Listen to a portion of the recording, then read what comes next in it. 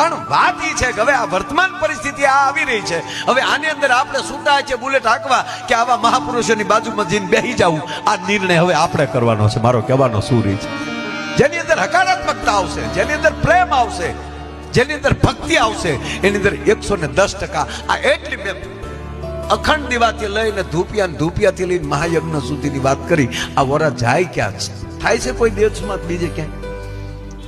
આ ભૂરિયા કઈ અહીંયા આવીને ભજન કરવા મળ્યા. ભૂરિયા ઓમ નમો ભગવતે વાસુદેવાય, હરે કૃષ્ણ હરે, તમે જોવો તો ખરા ઢોલક ડોકમાં લઈ લઈને ભૂરિયા કરે, કૃષ્ણ હરે કૃષ્ણ કરે. તો વિશ્વ મળ્યું છે આ સ્વીકારવા.